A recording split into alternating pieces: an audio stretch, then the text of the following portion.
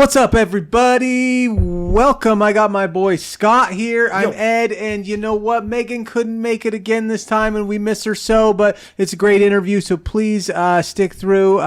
So anyways, but before we get to that, we just want to tell you how you can come support the show. There you go. So you head over to truthzilla.org/donate for all the value-for-value donation options. We got Cash App, PayPal, all that good stuff. Bitcoin, Ethereum, like crypto options. Let's see, if you want to get yourself a nice Truthzilla t-shirt or sweatshirt, it's about t-shirt or sweatshirt. It's about hoodie time. Yeah, it's about hoodie time. So you can get yourself a nice Truthzilla hoodie. We've got a new shirt design up. It says, "What part of freedom don't you understand?" So you can get one of those. Actually, the t-shirt shop's been on fire lately, you guys. Thank you so much for supporting us through that. You got to go fight the New World Order with a Truthzilla t-shirt or sweatshirt, dude. Like that's the move. That's the move. If you also want to support the show, you can head over to rockfin.com/Truthzilla. Just at least even just sign up and watch the episodes over there. If you just register and sign up and watch the shows over there, we get crypto just for you clicking and watching the show. So support platforms that aren't against you. Yep, right? Exactly. We talk about that this whole episode. It's all about freedom of speech, censorship, and platforms that support that. So also just real quick, I just want to shout out our sponsors, TruthTRS.com, TruthTRS.com.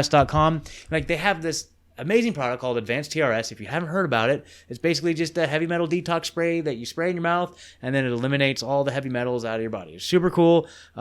It's just been life-changing. I use it. I've been using it. We all take it. Yeah, we all take it regularly. Yep. I mean, I first learned about it early on when, when my son was vaccine injured and we started using it. And honestly, it was for his speech delay. It really, we used it and he started getting speech back really quick. Yeah. And that is something that you will see across the board. That parents, if you have a child who is maybe injured by vaccines or just their speech dropped off, like this is pretty well known that if you use this spray, it will help them get that speech back. Totally. And so they have an Instagram page at TruthTRS, and they're always posting testimonials. Yep.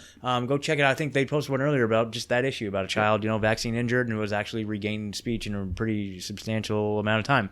Pretty quick amount of time. So it's good for anyone, though. Yeah, and they also the makers of it, Cosiva, they just got in the CBD and fulvic business, fulvic acid. So it's a great way to complement your detox from heavy metals. This fulvic spray and CBD, advanced CBD.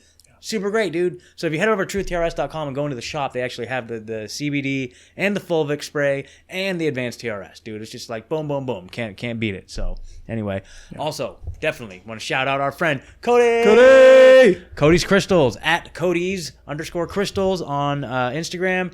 He has just been killing it, dude. He's got the coolest gems and crystals.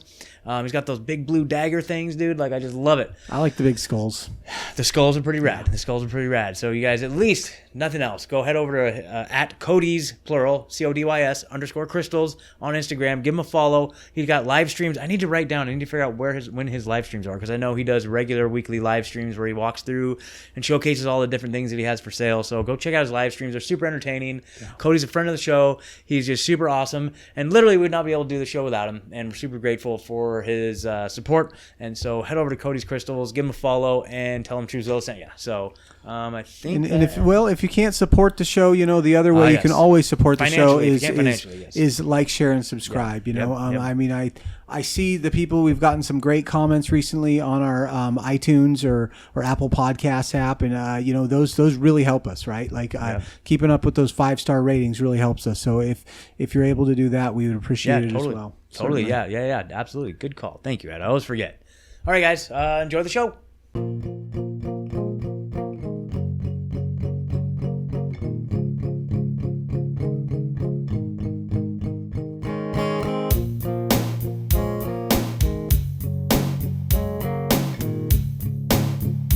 Welcome to another episode of Truthzilla. My name is Scott, sitting here with my buddy Ed. So sorry, guys, Megan couldn't make it again tonight. She will be here soon. We are very, very honored to have our guest tonight. This is Matthew Raymer. He is the founder, CEO, owner, all that good stuff of ContentSafe. Now, you guys may have heard of ContentSafe. Matthew's been on the Union of the Unwanted quite a bit, and has a new podcast called Deplatformed. Correct? Right? Yes. Right. Awesome. Okay, you guys, so ContentSafe. We use it. We use ContentSafe. It has been a revolution in our growth as a podcast, as a show, and everything.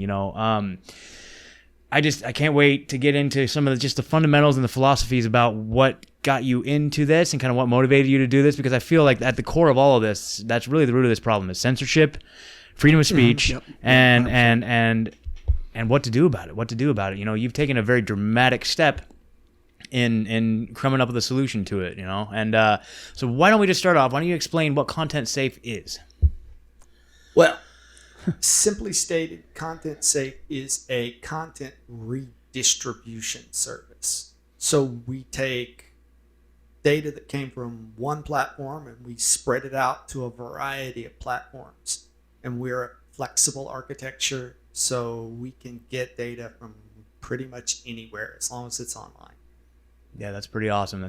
So, as far as like to kind of, in my mind, the way I look at it is like, so, you know, if you're a content creator and you use like Podbean or what's some of the other ones? Some of the other like redistribution platforms for the MP3 RSS feeds, right? It's very similar to that. So like for us with the audio version, we'll upload the MP3 file to Podbean, and then it'll shoot it out to Spotify, iTunes, you know, Stitcher, like all the other Castbox, all the platforms where people listen to their audio podcasts. And so, you know, I don't really know of any other services like that for the video side of it. And so it's just super valuable. Not only that, but you archive it too. So when eventually it does get pulled off of YouTube, as we've seen very much, you know, there's still a record of it that can live in perpetuity, regardless of what happens, you know. And so with video takes so much more time. So it's not practical for a content creator to put your video on all these different platforms, right? Oh my God. I mean, that was my hurdle. Right. That was my struggle. Like I was literally like, I spent so much of my time just trying to do that. And like for me, it was like YouTube, Rockfin, and maybe BitChute if I felt like it, but then BitChute is just such a, you know, it's so, it's a pain in the ass to upload to. Yeah, it really is. You know, even if you automate it, it still is. Yeah, exactly. And so for me, I was just so demoralized to the point where it's like, I don't even, like I'll put it on YouTube and Rockfin, but I can't do anything more than that. Like I literally don't have enough time in my life or patience or energy to do any of that. And so, you know, after partnering with ContentSafe, you guys have just opened up the door for us. And now we're on, as you guys all know, now we're on Odyssey, we're on Float, we're on Rumble, we're on BitChute, Rockfin, and it's just automated that whole process for us and made my life so much easier. It's just like I can't even begin to explain how grateful I am for you guys. But not only that, you know, it's just the whole idea of, you know, skirting around the powers that be. You know, they don't want this message getting out. Their goal is to make our message disappear, to shut us down, to deplatform us. They want us locked in some tiny dark room for the rest of our lives with just bread and water, and that would make them, they are just craving the day that happens and being in that place until we eventually get exterminated. Like that's what they want. They will rejoice the day that my voice is silenced. I mean, I think that this no, go ahead. I don't know if you guys happen to see, I saw a thing before the show about I think it was the LA airport, and someone was like paging recall Newsom. Oh wow. That's good. Over the speakers. You can't really, I know that we're often afraid of censorship, but really the system that as it's built is very porous. And if you understand how it works, it's very hard to censor. So the obstacle here is just having people like myself, and there are other people who could be doing this, but they just haven't had the initiative or the belief, a conviction to do it. And that's where I come in. I have the conviction to do it. Awesome. And I think, I mean, this comes down to like a fundamental principle of, I think, how we see the world, the direction of the world, and where we're going is they are going to continue to close doors for us, and it's going to force us to open new doors. And what it's going to do is we're going to create a better world in the long run, and their world is going to implode because it can't sustain itself, right? Like, it's already imploded. Exactly, for sure. So this is just another area. Did you hear that Francis Fukuyama wrote an article just recently saying that American globalism is dead? You know the guy, End of History, Fukuyama, right? No, I'm not familiar. Give me a little rundown. Give me a little rundown here. Well, Francis Fukuyama, I might be pronouncing his name wrong, but he's a scholar in all things political, and he published a book in the late 80s, early 90s, saying that American-based, European-based globalism was going to be the future. and it was going to be the future for forever, basically for the foreseeable future. It was going to be what was going to be, and it was inevitable. And he just wrote an article after the fall of Afghanistan saying, I was wrong. What I was seeing was the end of globalism itself, not globalism lasting forever. Yeah, possibly. Yeah, I mean, it seems like to me, I mean, this is just like the big debate that we're having. Like, I mean, I think that to me, globalism just means in order to have a global government in place, you know, that means, like, one of the ways I've heard it explained is like that would then mean you would need an army. You know, a government needs an army to justify its existence. You know, it needs an army to, you know, hold itself up and prop itself up and defend itself. And if you have a global government, then what's the army going to be there to fight? And it has to be the citizenry. So the army is there to fight the citizenry. You know, and so I think. Have you seen the sci-fi series The Expanse? Have not. I've been told to watch. Oh my goodness, I've heard it's great. It's a wonderful TV show. It's fantastic, and the way it visualizes the future is a globalistic Earth. Yeah. And what happens is they build a colony on Mars, and the Martians rebel. Oh, okay. So it's like you guys are right. We always have to open another door, and people are always going to be looking to open a door. Mm-hmm. And in The Expanse, man, you talk about a social welfare state. Yeah. 300 years in the future, and they still have undocumented. Most of the population is undocumented. Interesting, yeah. So the premise, I think, of us ever ending this fight is something we need to get out of our heads. Because one of the problems we've had with the current situation we're in is we got very content with the idea that we didn't have a problem. When in fact, some of us knew for decades that there was a serious problem, and the normies just weren't getting the fact that there was really a problem. And they're now, some of them are starting to wake up to it. Yeah. That's our only hope. And unfortunately, I'm afraid that it's going to require a lot more suffering before the bulk of them wake up. Yeah, I feel like that's where we're at. You know, they're going to keep pushing. And it's going to be like this inflection point where all of a sudden maybe they're going to push too hard on a certain day, or one of these things is going to go spin out of control. You know, maybe, you know, I think that there's a lot of people that think that this Afghanistan thing is like this thing that's going to spin out of control, but I don't know, dude. I don't see it that way at all. I think this is that's going exactly according to plan. That's how they get Kamala in. Yeah, well, that's how they get the Kamala in. Sure. Like, yeah. Well, I don't know, man. I'm not an optimist. I try to look at things from a very meta perspective, and I try to look at the strengths and the weaknesses, which is one of the beauties of having access to all sorts of information. Yeah. Because if all you ever see is two options, you're never really going to be able to imagine what other possibilities there are. And I'm not convinced that, and I do know that there is social engineering. Sure, I'm confident. 100%. Oh, yeah. But I'm not convinced that these social engineers actually understand everything they do and the consequences of it. I know that they have scenarios and they have simulations and they have models, but as climate science is showing us, models are more just propaganda than they are, actual models.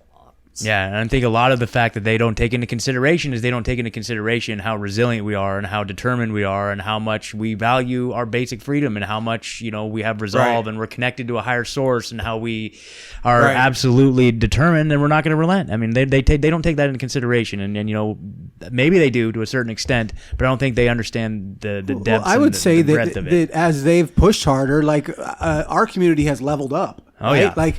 yeah. We have gotten just met wonderful people and I mean, for me, I have a garden, right? I didn't have a garden before this, right? I've met all these kinds of people that are very freedom minded, and we're looking at how we're gonna get through this next phase of whatever happens, right? We're very resilient, and I feel more empowered now than way more empowered than I did before. Totally. Right? Absolutely. I know that I've seen family deal with the situation in a marvelous way. And on our side, of course, I'm not living in the U.S. Here I've seen, there are a lot of compliant people, but there's also a lot of people who just throw a wrench in the works and make all the protocols fail to be enforced, and it's really nice to see. What was heartwarming to me was to see the school board meetings in the last couple of weeks. Definitely. Including our friend Ricky Verandas, just definitely tearing it up, dude. Yeah. So I was at some point I was going to get into that with you if you're comfortable talking about your neck of the woods. Just kind of give us a rundown of what you got going on over there, if that's all right. Well, without being very specific about where I'm at, I'm in Southeast Asia. Yeah. And I know that you will hear a lot of frightening things from my part of the world, but I've been here 26 years. Yeah. And as one of the first expats that ever kind of took me under his wing and told me about how to live here, he'd been here 30 years whenever I had only been here 5. And he was like, son, nothing's ever the way it seems to be here. Don't think you understand what's going on. Wow. That's the first lesson. Yeah. Second thing he said is, if the government here were efficient, it would be hell. Luckily, it's not efficient.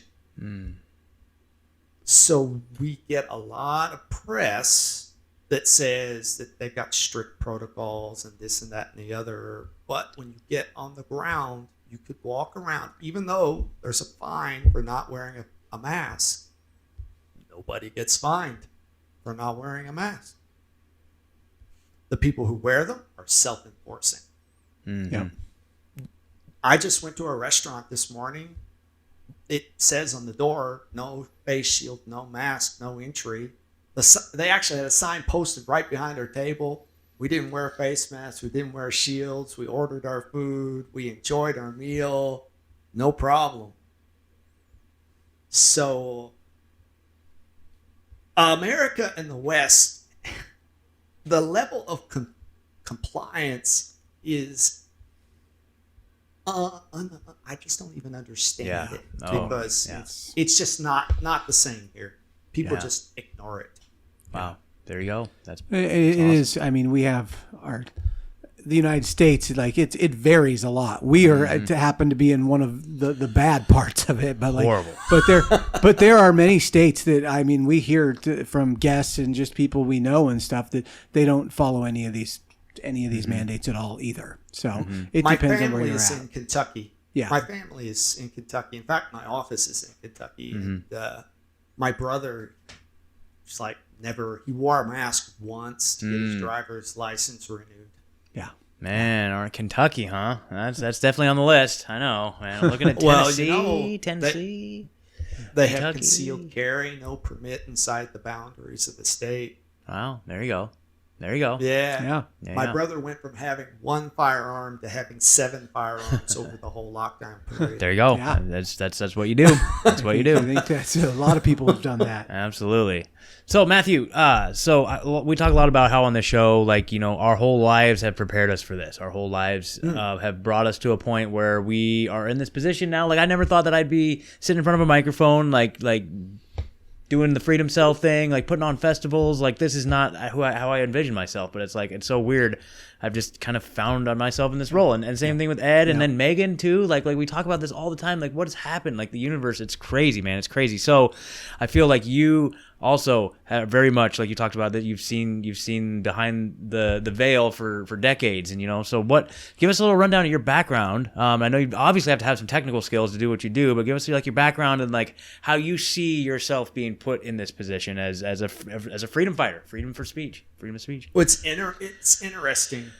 My life has been, I was just reflecting on this the other day, the number of things that I've been able to do and be involved in 50 years, because I'm 51 years old. Mm-hmm.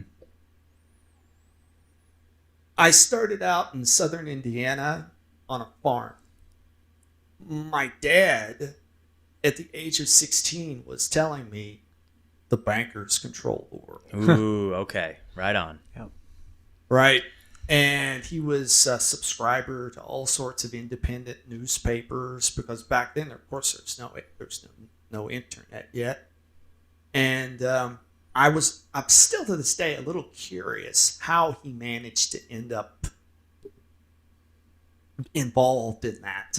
All together. Because my dad was really quiet. But I think one thing that might have been the reason why he looked into it, was because my eldest brother, because I'm like the youngest in the family by 16 years, I'm the youngest. Oh, wow. My mom was 16 whenever she had her first, my eldest brother. So, and she was 37 whenever she had me. So it was like a big wide gap between us. And that eldest brother volunteered to go to Vietnam. And he died the year I was born. Wow. So I think that might have been what pushed him. My dad was very intelligent, but not formally schooled. So that's a whole other bunch of stories. Fast forward a bit. I was the last child. I was spoiled a bit, so all the money went into me. And I got my first computer whenever I was 13. I started my first IT business when I was 15. We were involved in the bulletin board movement in the mid-'80s. So we were writing bulletin board software for modems, 300 baud modems in the 1980s. Yeah. And I got interested in the sciences, specifically physics. So I triple majored as an undergraduate in computer science, math, and physics. Went off to graduate school in physics, NC State, and burned out.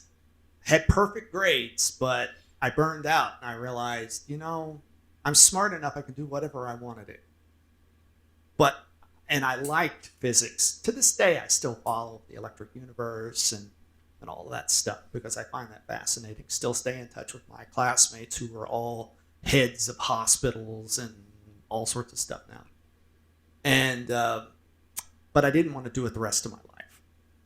So a friend of mine in North Carolina had married a Filipina, and he said, "Well, we've started a business in Hong Kong because they were recruiting Chinese to come to the U.S. This is like the early 90s. So I took a summer off, met my wife in Hong Kong, and got proposed and got married a year later. And one other little side story that's relevant to ContentSafe was I was in a class toward the undergraduate school in computer science, and I had a professor come in, and we already had the internet in our university. So he came in just kind of frustrated, and he said, this internet can't stay open. It's going to have to be censored. Wow. And I remember sitting there thinking, no, it shouldn't be censored. Yeah. That would be wrong. And that was just my instinctual answer to his objection. Mm-hmm. And I had no idea where things were going to go from there. But that did set something in my mind that from that point forward, whenever media started to become more easily available online, audio, video, I kind of had this instinctual reaction like, this is a good piece of material. Maybe I should keep a copy of it because who knows? Mm-hmm. They might actually do it someday. Yeah. Mm-hmm. And to fast forward more, and man, we could spend hours talking about all the stuff I've been involved in here, just to start a family and all the stuff that brought me to ContentSafe. Mm-hmm. I would say, even though my dad had been telling me this stuff, I didn't really start to wake up until 2008. Okay. It was in 2007, 2008 that I was listening to BBC and CNN, and I said, why am I listening to this? This is all nonsense. I can get better information online. So I canceled all my cable subscriptions. And I said, no, we're just going to, read articles online. Because at the time, I wasn't even really convinced about YouTube. I was still like, I don't know. I think if I start watching YouTube videos, all I'll do is watch YouTube videos all the time. And that's very true. Yeah. So it was written material and audio. And by about 2012, when Obama got his second term in office, that's whenever I started listening to Alex Jones. Okay. All right. And I remember my first reaction was, this guy's a nut. But it didn't take long until I was listening every day. And I found myself saying, that's plausible. That's possible. I think I believe that. Yeah. And quickly, though, I also found that I couldn't handle the hyperbolic language. I was losing sleep at night. So I started looking into actually doing something. Mm-hmm. The first thing that came to my mind was health, preparation. So I started doing those sorts of things. But it wasn't that long until I'm like, well, I'd like to keep these copies of this stuff, and maybe other people would like to see this. So my first incarnation of ContentSafe was just a volunteer project that I built an RSS reader that would automatically read RSS feeds, and it would turn them into torrents, and then they would be uploaded to torrent sites. And what year was this? What year was this when you first started doing the content? Probably 2014. Okay, cool. Yeah. And it really transitioned, say, around 2016. Yeah, around 2016, 2017, we started doing our first prototype of direct uploads to other platforms. We started with BitChute. And we've actually went through a whole re-engineering in the last year with the system that you guys are enrolled in. Mm-hmm. That it's much more flexible. I've even created last week new systems that if we have too many videos piled up for a platform, it can offload uploading responsibility to a backup uploader. Mm-hmm. So we're trying to get ready for scaling. Sure. Yeah. So yeah, that's basically my story in a nutshell. That's awesome. I love it. You know, scaling, that's good. I really hope some folks listen to this episode and kind of just feel like if you guys want to take everything to the next level, this is not like a paid promotion at all, dude. I stand behind this 100%, man, because I honestly, and I just want to encourage people to reach out to Matthew and say, hey, get a consultation, because to me, I was going into it thinking well, there's probably no way this is going to work out. They're probably going to want $10,000 a month or something like that. And I'm just and then we talked and I was like, wait, whoa, hold on. What? I mean, what? That's it? I feel guilty. I feel guilty. I feel guilty. And so anyway, it's just such an amazing value for you've saved me so much grief, and I just want to make sure that everybody understands. It's such, the value is just absolutely out of this world. I think it's essential. I mean, if you are a content creator at this point, and like I said earlier, just video, it takes so much time to upload your video to all these different places. Oh my God. But at the same time, it's that world is dying. So YouTube, we barely put anything on YouTube anymore. Yep. Our main channel, because we got 2 strikes. We'll probably put this on our main channel because to help drive content away from YouTube. This is that's really the only purpose for our main channel. Sure. The only purpose for our main channel existing is to get people over to Rockfin, over to Odyssey, over to Float. That's going to be our main prerogative for that portion. And those are going to be the places of the future, right? YouTube, Rockfin, dude, I'm all in on YouTube has Rockfin. Proven to all of us over and over they don't want us. Yep. They don't want our content. Right. They don't want us. So all we're doing is using them as a tool to advertise where we're going to put our content. And not only that, but we're using them as a tool to utilize. So what I do, my kind of workflow is that I upload to YouTube, one of our backup channels. So we have 2 backup channels, all of you out there, if you want to look up. There's one that's called Aliens Killed Kennedy is one of them. The other one is TZ Backup. And so now I upload.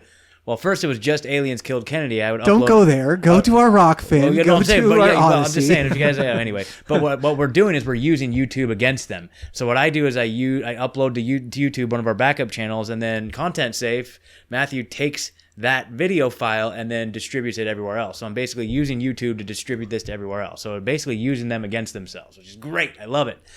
So it's a very powerful tool that we've got in our pocket here. So, yeah, and I wish that other content creators, because I listen to a lot, I consume a lot of content. Yeah.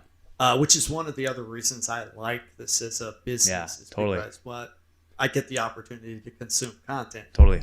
And what I wish that they would stop doing is looking at this purely from a marketing standpoint, because you'll hear them say, I don't want to dilute my brand by posting on multiple platforms. No. We need to stop thinking like that. Not at all. This is the time to actually reach out to these alt platforms, because the people who would spend the time to get an account on YouTube, which is another platform, and watch their content on YouTube, that means there's a whole other audience of people out there that probably aren't on BitChute, they aren't on Rumble, they aren't on Rockfin. Yeah, totally. Yeah. And not only that too, but if they're already on these platforms, then they've probably taken a red pill to some extent. You know, that they've made the transition, and they've taken that extra little bit of effort that it takes. You know, like Sam Tripoli talks about it all the time, like just doing that one little extra little bit of effort to go to a different platform. Oh, James Corbett too talks about it a lot. It's just like, it's mind-boggling how people don't have the willingness, and I get it. I mean, I get it that the willingness. And if Megan were here right now, she'd be laughing. We'd be giving her about getting off YouTube. Yes, I know. So shout out to Megan. But you know, they've already taken that extra step of being willing to go to a new tube or platform or an Odyssey. I mean, right there tells you that they're already on the level, and then they're hungry for your content. You know, Corbett talks about how once he got deplatformed from YouTube, like his views blew up once he did the full all in on not only his website, but like Odyssey, for example, library, that sort of stuff. It's the same thing that happened with the Highwire, right? The Highwire, they were seeing like, you know, I think Dell said they were getting like 4,000 or 5,000 people watching when they would put their videos out live, or those were the what YouTube was telling them. As soon as they got off of there and they started their own website and hosting their own videos, they were seeing literally millions. Yeah, they went from a few thousand to millions, and I'm sure YouTube was lying, but at the same time, you know, I mean, I think, you know, it's a rigged game. It's totally a rigged game. Well, and why pick them whenever there's literally thousands of other people saying exactly the same thing that Dell is saying? Why not deplatform all of them? Why Highwire? Yeah. Because they had the most credibility. Yeah. Sure. Yeah. Right? Yeah. Sure. And so you get rid of them and you say, well, we got rid of the most credible, so these others, we don't have to worry too much about them because they're not as credible. And there is some truth to that. Yeah, definitely. Yeah, I think we always kind of looked at it. We were kind of like earning our stripes when we'd get our YouTube strikes. And stuff, totally. You know? But we got taken off Spotify recently, which is freaking awesome. That was a big one. But you know, we ended up getting it reinstated. But they were doing. See, this is the thing. Is like our side. You know, all we do is we speak truth. We speak truth to the best of our knowledge, to the best of our ability. We research stuff, and we have the best intentions. Them, I feel like it's all just chicken shit bullshit. They're just pulling chicken shit moves, and they're trying to like undermine and sabotage and derail and use petty rules and try to just use whatever they can to get to attack. You know, it's petty. It's chicken shit. Well, like for us, like it's also about control, though. Yeah. I think like how much of it's. I mean, the name InfoWars is the name InfoWars for a reason. Yeah. Like I just feel like I feel like if the people had all of the information, we would not be in this mess we're in right now. No, exactly. Like exactly. That's for sure. That's right? It. So that's it. I definitely. I want to get definitely into that here, but I was just gonna say, but like, so Spotify got us for. It's the notification we got was for copyright infringement for breaking their music policy. And I was like, we don't have any music on the show at all. We have the riff at the beginning of our episodes, but that's my band. Like, come on, you guys. Like, what the heck? Like, that's crazy. Like, so, but so they just pulled some chicken shit bullshit to get us, but we disputed it, and we actually were able to get our Podbean. I mean, they kind of backed us up a little bit, and I think they may or may not. They were kind of vague about things, but I feel like they maybe had a part in maybe helping it get reinstated. But I don't know. Anyway, so we are back on Spotify, but we did get attacked, which is good. Like I was stoked. I was like, I made a little meme with like balloons falling there. Like we got to take it off Spotify. Woo! Yeah.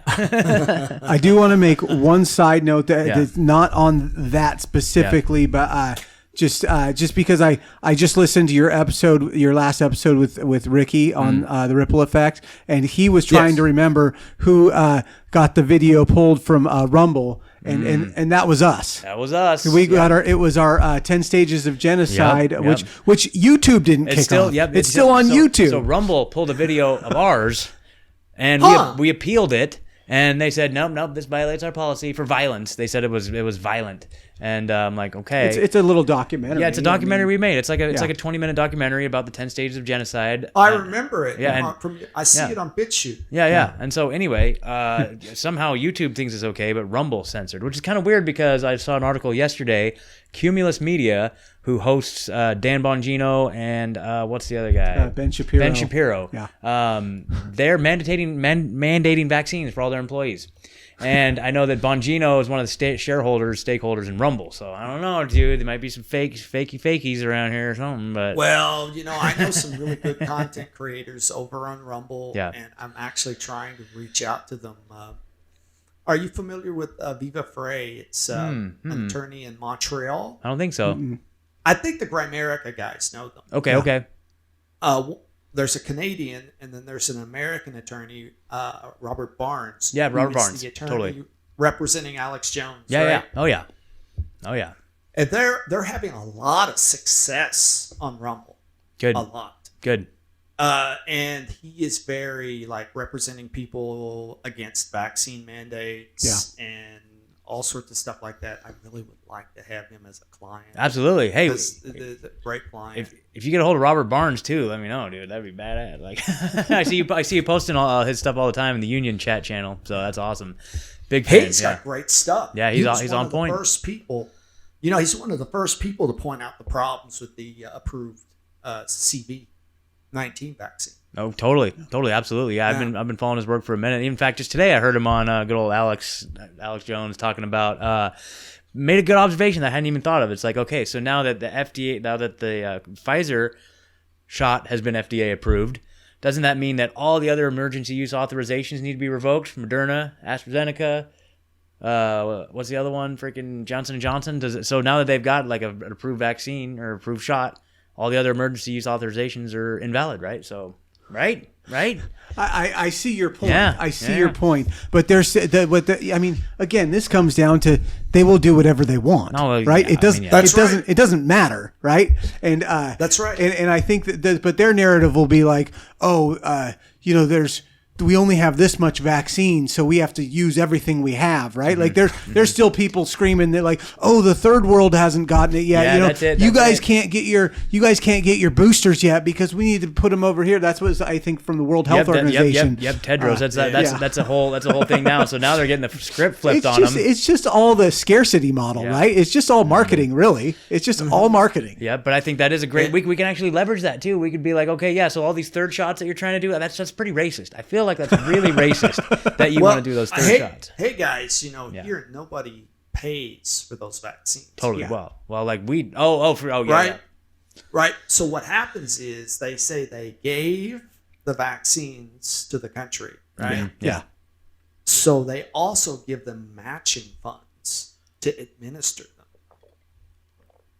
So I am seeing cases of, and this is typical in Southeast Asia, where they will say, we vaccinated 500 people today. But if you were to go look at the logbook, and there's one person that is online saying this, the logbook would say that only 200 people were vaccinated. And there are other cases like they put out 3,000 plastic chairs for a mass vaccination, and nobody sat in them, and they made everybody wait in line until that 3,000 was done. And then they allowed them to come in. Interesting.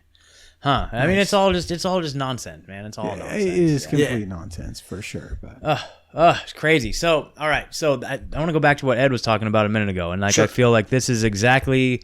I mean, this is what we're here to do. We're here to override censorship and get the message out to as many people as we possibly can. And you're a huge piece of us allowing us to do that. Like what Ed was saying, like this whole narrative and where we're at today would not exist without censorship. Censorship is their biggest tool. I feel like we would be, if we were able to be in a world where we could put two opposing ideas up on pedestals and let them see the light and show all the data, show all the science, and have full transparency about all the clinical trials and have all of the hospital records and everything just up front and available, even if we were to do Freedom of Information Act requests on all this stuff and just get all the information. Or if we could we could go to Vaccine Court and have discovery on some of the practices of these manufacturers, or just do any of this information. If it was available, we wouldn't be in this mess. We would not be in this mess at all.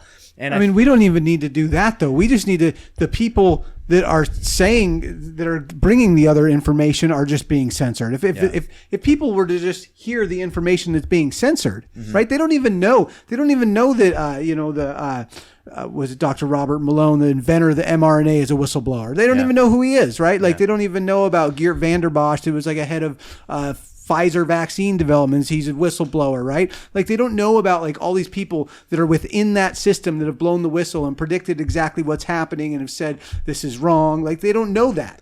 Or if they do, what little they do know is just the little headlines that they see of like, oh, crazy conspiracy theorist, tinfoil hatter, like blah, blah, blah, anti-vaxxer, right? Some disparaging term. A lot of lies happen in the headlines and get corrected in the body of the article. Yeah, it's 100%. 100%. Totally. Yeah. Totally. So if this is what we're up against, if censorship is their biggest tool, and their biggest thing, like, what do you feel like is our biggest tool to counter that? What do you say? Well, I'm a strange technologist. I don't ultimately believe that technology is the solution. I think it's a tool and that we would be wise to use it smartly. But I also think grassroots communication is the ultimate. The ultimate. That's why I'm really heavy on, like, if you're an activist that's on the ground with a limited budget, I give them ContentSafe for free. Because it's like, no, I want to encourage people who are going out on the streets and talking to people about this. I want those people to get back it. Yeah. Because that's really how you make a difference. Yeah. Reach the people who will listen. Not everybody's looking out for videos. I think a lot of what we do, we do get new people through shows like yours. But I think the real importance of, say, Truthzilla is keeping the community informed that's already on the same page, making them aware of new information and giving them moral support. That's the most important thing you guys can do. Totally. I mean, that's it right there, and it's just that organic growth, and we're not going to be ever like promoted on the front page of like iTunes or anything like that. You know what I mean? We're not going to be the featured show, featured episode. Like, they start up their app and they're like, yeah, we'll be up there right next to like the new, I don't even know who's famous these days. I don't know. Kevin Hart had a new podcast. It's like us and Kevin Hart up there. That's never going to happen, right? I don't know. So, but so that grassroots piece, of, and then everybody just sharing the show, if you want to be a part of the solution, you share our shows, you share Ripple Effect, you always see us wearing other podcast shirts, stuff like that, like just being supportive of each other and all the communities and stuff. We have this amazing, robust community and all these people with all these different various backgrounds and perspectives and attitudes. And I see in the alternative media community so many people that maybe traditionally would be opposing, like maybe not opposing sides, but like, left and right, on Rockfin, you see a lot of that. I had this amazing experience where, I was on Slow News Day. Steve Poikinen, his, I hope I pronounced his last name right. But anyway, I just popped in on one of his shows just real briefly, and we were chatting and stuff. And like, a listener of our show was like, oh, it's my favorite lefties. And I was like, well, I thought he was talking about me. I'm like, what the fuck, dude? The fuck did you just say? What the fuck did you just say to me? And then he's like, no, Slow News Day. They're my favorite lefties. I'm like, oh, they're lefties? I don't even think of those terms with them at all. It's like all these folks who, traditionally would be on one side or the other, like, we're all coming together. We're all starting to wake up and we're all starting to see the big picture. You know what I mean? Like big shout out to them. But it's like, I didn't 2016 was all the leftists opposing Trump. Yeah. 2021 is all the conservative Trump people opposing Biden. Yeah. And then I was following Richard Grove's group, Autonomy. Okay. And what I noticed was a lot of people pre-election were leftists who found their way to Autonomy and said, hey, wait a minute. There's a lot of great people here, and I think where I came from isn't working out so well. Yeah. So I think I'm going to try dealing with these people for a while. So I met this one guy, a leftist poet. Yeah. I think he's an immigrant, the child of immigrants, and he lived in New York. He fled New York, went to Florida during the lockdowns, and is partnered now with a bunch of Trump people in a freedom cell. There you go. Yeah. It's so hilarious, Yeah, we had a similar dude. That's been my freedom cell experience too. Totally. So many of the folks that have, because we started our own little freedom cell here in the Eugene, Oregon area, and we have tons of people, and we've been networking with the Portland Freedom Cell, and we've got people all the way up the West Coast up to Seattle. They do a festival up there near Seattle called Squatch Fest. They got one coming up in October, so if you guys are in the area, squatchfest.site, squatchfest.site, you can get all the information about the upcoming Squatch Fest. I think it's the weekend of October. It's like the third week, October 21st, 22nd, somewhere around there, up in the Seattle area. That's like the PNW Freedom Cell event. And I went to one in the spring, and that inspired us to start one here in Oregon. We called it Manifest. It was an awesome thing. We kind of pulled it together at the last minute, but it was freaking awesome, man. It was great. It was so we're going to do that again next year. Shout out to Mark. It really helped us put that together and all the whole crew. But that's definitely been my experience with our little freedom cells, that so many of these folks are just they're really traditionally just left-leaning people that are just this doesn't make any sense at all. And they were just looking for solutions outside of it. And it's just been it's so cool. It's the whole paradigm has shifted. You know what I mean? Our views haven't changed. Right. It's the paradigm that's kind of transplanted itself, And it's silly for us. We will never be able to have uniformity of the way we look at the world. Yeah. Because we all have different experiences. Yes. Yeah. 100%. And those different experiences are going to cause us to look at the world differently. Yeah. But we all share the same planet, and there are common experiences that we can work together on. Yeah. There shouldn't be a problem with that. 100%. And you got a few dummies that think that they can make everybody think the way they do. Yeah. But they're dummies. Yeah. They're not smart. Yeah. Yeah. It's been quite a journey, man. Yeah, and my point of view and how it's evolved over this last few months, really, but is I just think, and I mean, ContentSafe is a great example. It's just we are the ones that are going to create the new world, because that world is going to die. It's just it's unsustainable. And I mean, I really like to bring it down to just the local. I really feel like we're on the verge of probably not being able to go into stores, right? Yeah. So what are we going to do? We're going to create organic grocery stores that are for us, right? And we're going to be sustainable. When that model falls, people will want to come to ours anyways, right? I just think, that's just one example, but that's how the whole world is moving right now. They are closing all these doors, right? So, but we're not going to starve. And we had Kevin Jenkins on, who's what is it? Freedom Airlines. Freedom Airways. Freedom Airways. Freedom Travel Alliance, I think. Yeah, they're creating an airline system where people won't have to mask and be vaccinated, right? And it's in its intimacy right now, but we need that, and we're going to find workarounds to all these problems, and they're going to be better than they were before. For me personally, I just don't plan on traveling outside of my immediate vicinity for the foreseeable future. Sure. And one of the things we recognized early on was don't think in terms of your city, think in terms of your neighborhood. Mm-hmm. So we organized early on. We started convincing people to raise chickens and to start their own little gardens. And literally, I kid you not, we have in this probably square kilometer over 1,000 hens. Wow. That's amazing. I love that so much. Yeah. And the best eggs you ever tasted. Yes. Totally. They grow out in the they raise their chicks and they lay their eggs in the bamboo.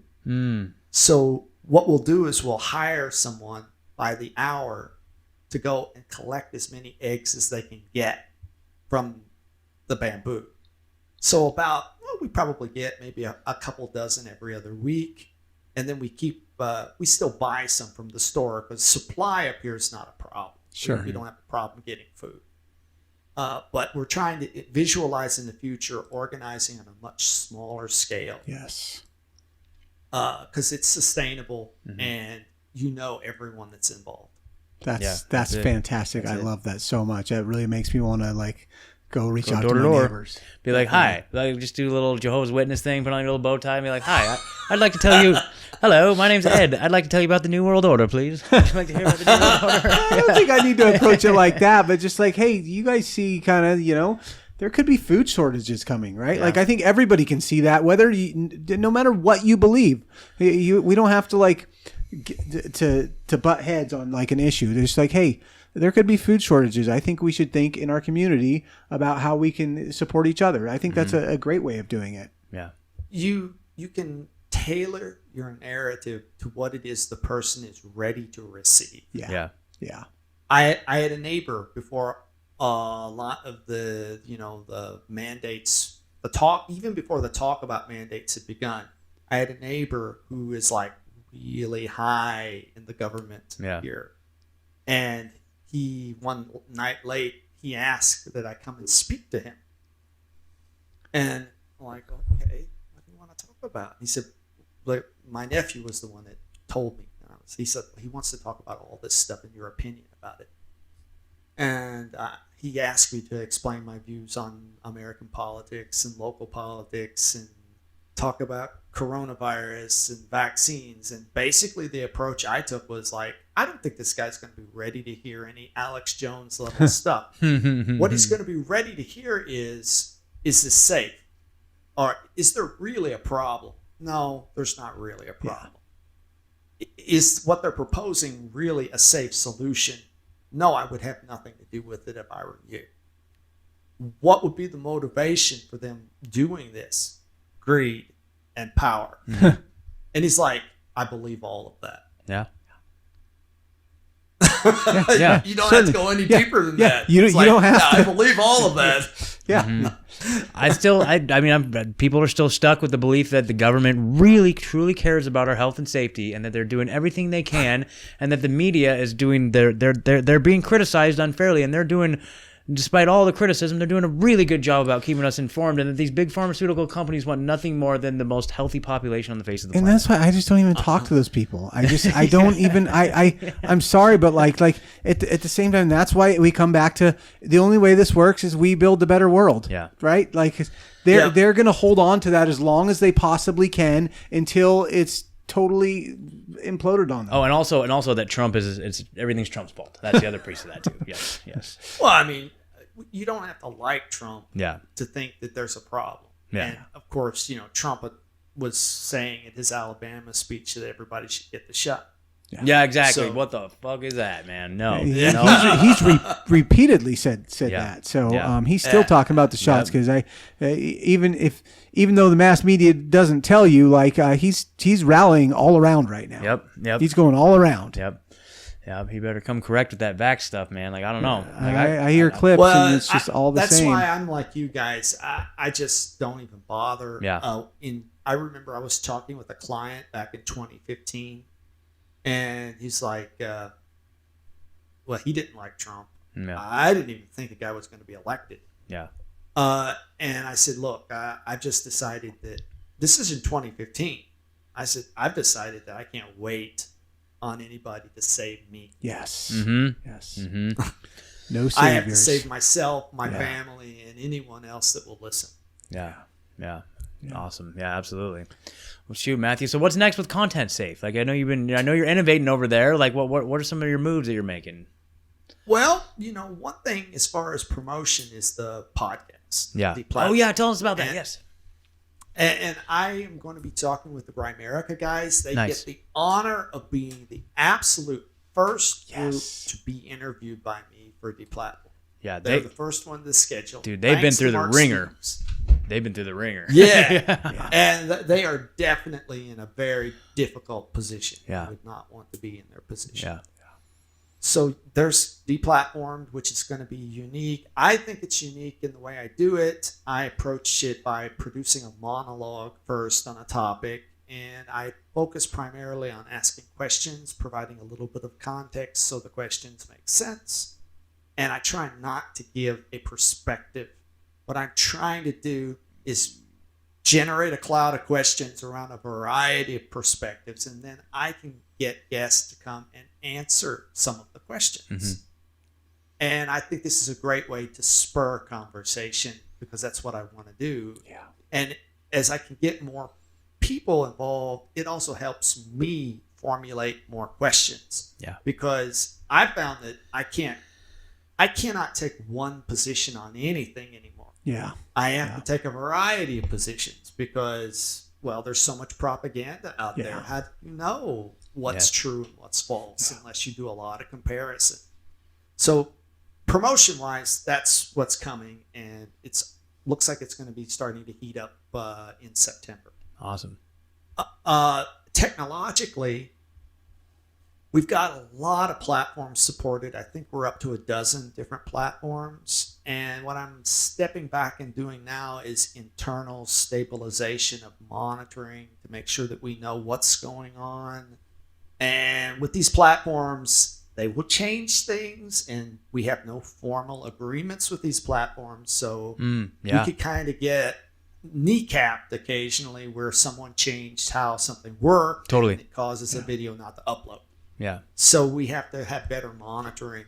I am looking to write some proposals to some angel investors to try to get the money to build a metrics-based system. Oh, nice. So what I'd like to be able to do is, let's say that we publish you to 6 different platforms or 5 different platforms. I'd like to be able to track all your subscribers, all your views over time. Yeah.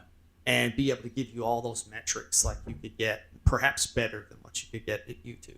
That's awesome. That would be amazing. Yeah, it's really cool. Definitely. Really cool. All right, so I'm really curious. So Matthew, like you are a pioneer of free speech and anti-censorship. If you could sit down in front of if you had a panel, kind of like one of these school board meetings, right? Like if you had like Susan Wojcicki, however you say her name, the head of YouTube. If you had Mark Zuckerberg, if you had Sundar Pichai sitting there on like a school board meeting, and you had like a 1 minute to go up with a microphone and tell them your thoughts, what would you say?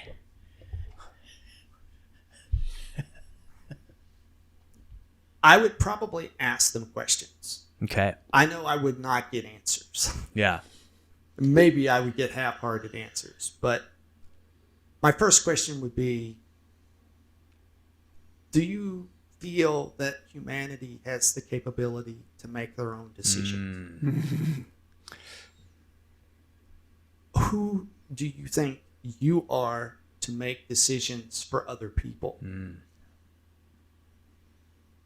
Is this only a matter of money for you, or is this a completely different worldview than what I share about how you should deal with other people? Yeah.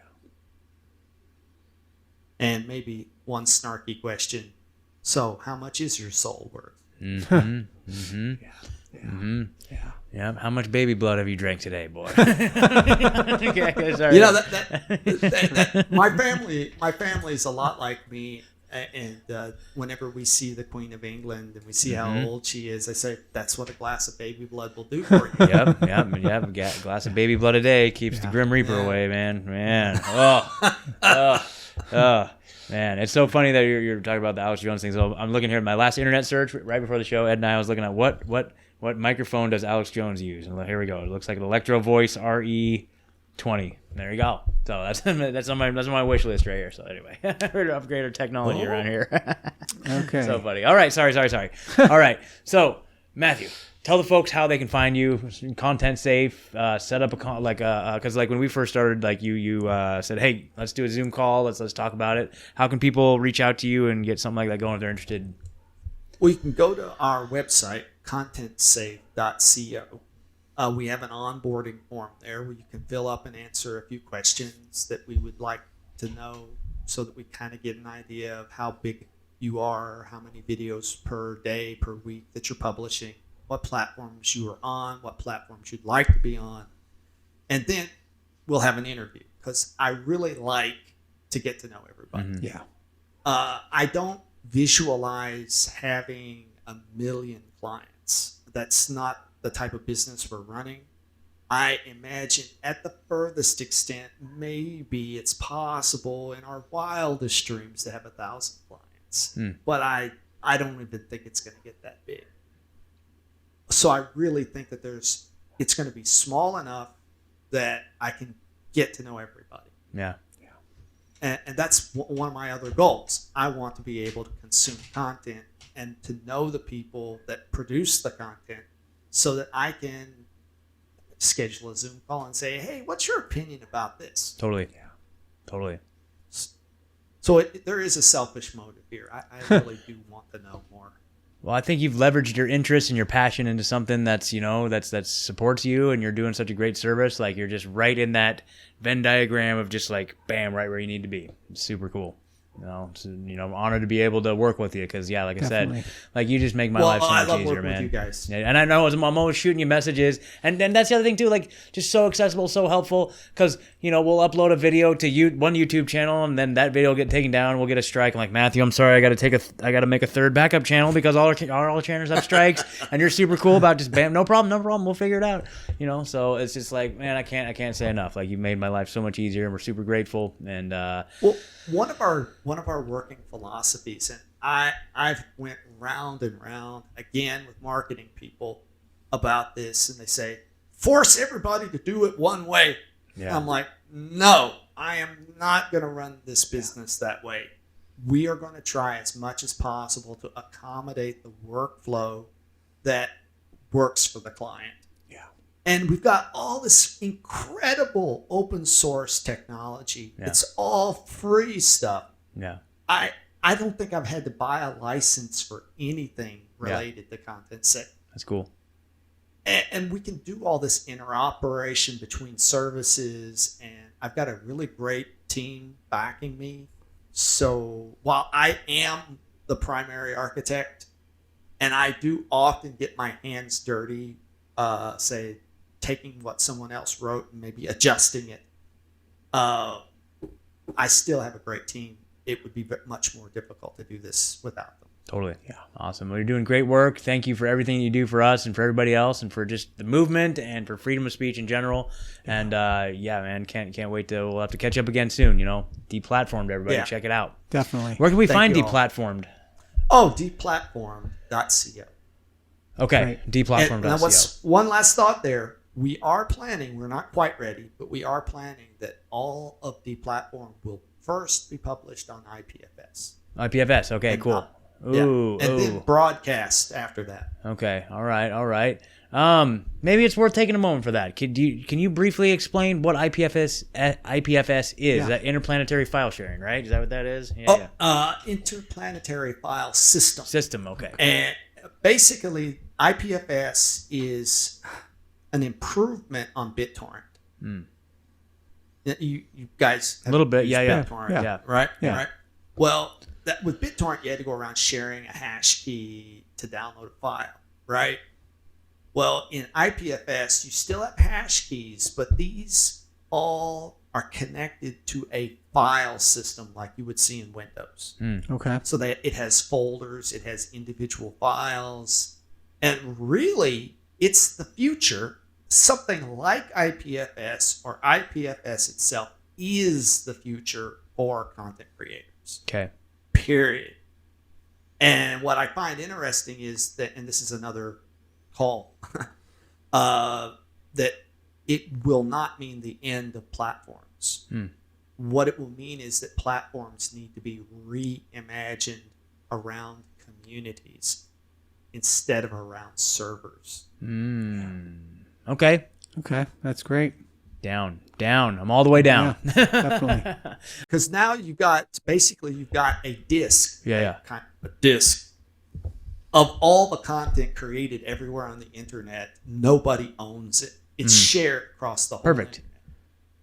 internet. And we can build communities which basically become Rockfin and Rumble, and it's actually brilliant. Insanely brilliant model where the companies don't even need the expensive servers. Once this is done, it's all held by the community. Wow. And then probably eliminates censorship too. Like, if it's just distributed everywhere, like decentralized. Yeah. If it's decentralized like that. And, ultimately it allows the individual to control. Say, my opinion about AIs is that AI should be controlled on the individual level and not on a centralized level. AI is inevitable. let's make sure that the individuals run the AIs and that you don't allow corporations to run the AIs. Oh, well, yeah.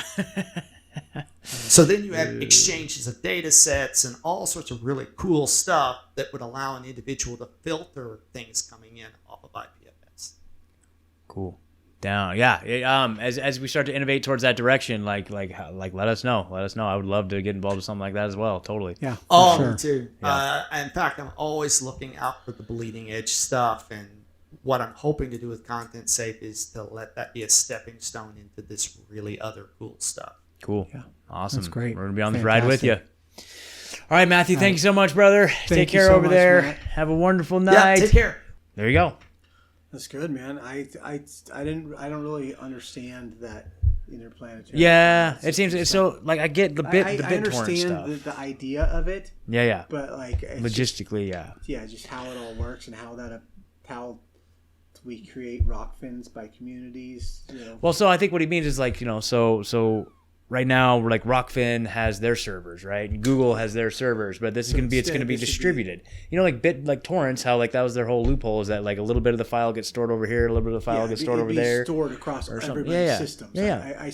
I see that model, but I'm just seeing like I see the advantages. So like I mean like like Rockfin's on Amazon service. Yes. servers, So like, So that like I see exactly what he's talking about, but just like I don't know how do we get there? I don't know. Like how does it really work? Well, that's why we need people like Matthew and ContentSafe. Yeah, exactly. we're gonna delegate and outsource that for sure. Yeah, for sure. There's people way smarter than me for sure. But yeah. He's a great guy, man. Totally. We are so blessed to have met him and have using his service. Yeah, totally. And you guys, I literally can't stress it enough. Like if you're a content creator and you're just banging your head against the wall, like, oh my God, I'm spending all my time uploading videos to all these platforms. Like, dude, just trust me. Like it's super affordable. Like I can't even believe how affordable it is. And it's just like, and again, it's I feel guilty. I feel guilty. Like every month I'm just like, God, man, I feel guilty. It's an investment in the new world because your YouTube is not for you. Yeah. It's not for you. Yeah.